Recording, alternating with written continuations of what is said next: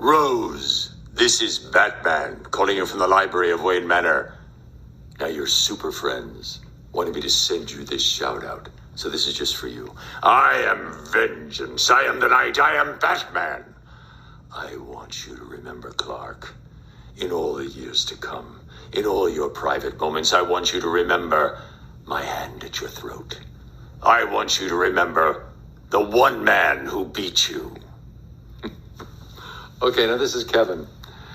Rose. That was a dramatic reading of Batman as he's strangling Superman to death. Do you know I've been doing this for 30 years? 30 years! I started recording it in 91 and went on the air in 92. And one of the most enjoyable aspects of doing this job, aside from playing the dark, brooding, complicated character, is this dialogue I get to have with the audience, because the Batman fans are incredible. They're so passionate about the character. And there's a really unique connection that people have with Batman. It's more like an intimate connection. It's a personal connection. And I think the reason is that because of all the superheroes, he's the only one who's not a superhero. He doesn't have any superpowers. There's nothing supernatural about him. He can't fly. He can't see through walls. He's a man. He's a human being. He's like you and me. Some people call him the great detective because he's really more like a detective. But not only is he human, he's a very flawed human. And he knows he's flawed. He's been damaged by life. But Rose, we're all flawed. And we all get damaged by life. So it makes him that much more relatable for people because in a way, he's so much like us. What distinguishes him is that no matter what life throws at him, no matter what crisis or difficulty or failure, he doesn't let it defeat him. He doesn't let it make him bitter. He takes the pain that life throws at him and he turns it around and he gives it back to the world as love. Because his whole mission is to leave the world better than he found it. He knows he'll never wipe out crime. He'll never accomplish that. But he can leave the world better. And it's such a noble mission. That's what we love about him. We also love his tenacity. He never gives up. No matter what life throws at him, he keeps coming back for more. Rose, those are all qualities we can aspire to. You don't have to have superpowers to want to give to your family, your friends, your community, to leave the world a better place. You don't have to have superpowers to be tenacious when life throws stuff at you. All you have to do is care, to want to fight back. And these days, with all the craziness going on, the pandemic, the lockdown, the political nonsense, everyone is under so much stress. We need each other more than ever because, Rose, everyone faces crisis in their life. Everyone gets beat up by fate. No one gets out of here without getting beat up. We all face a dark night of the soul. I know you've been incredibly challenged. Your friends told me about your stroke and you're recuperating. Life throws these curveballs at us, doesn't it? But it throws them at everybody at one time or another. And that's why we all need each other. Because everybody needs help at one time or another. Because everyone faces crisis. Everyone stumbles. Everyone goes through that dark night that you went through, that we all been going through. I'll tell you a private story, just between you and me. In 95, I had a brain infection. And I died. And miraculously, I was put on some experimental drugs. And they saved me. At UCLA, they call me the Miracle Man.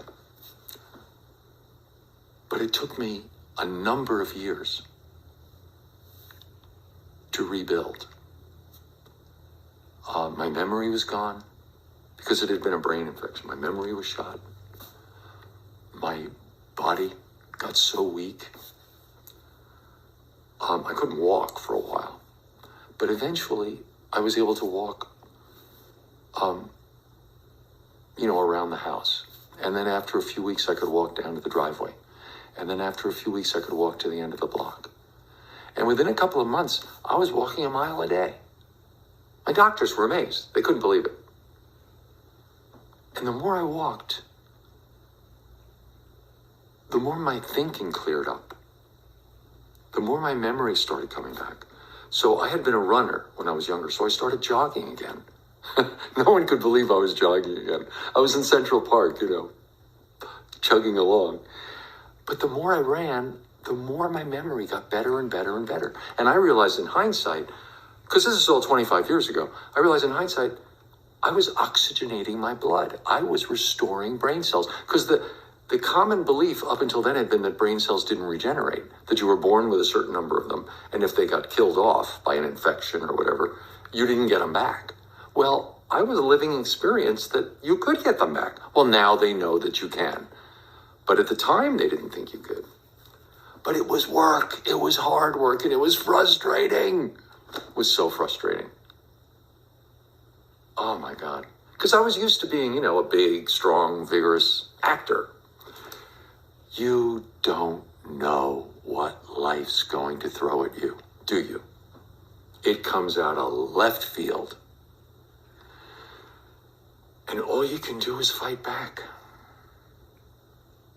And not let it overwhelm you. I know it's easy to say. You're the one going through it. And your experience is unique. You know what you are experiencing. No one knows what you're experiencing but you. People will say, oh, I know what you're going through. That's bullshit. No one knows what you're going through. You know what you're going through. But people have been through the same neighborhood.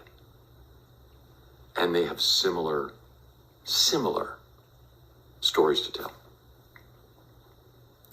So never, ever, ever stop believing in how extraordinary your recovery can be. Because, Rose, you can rewrite the medical books.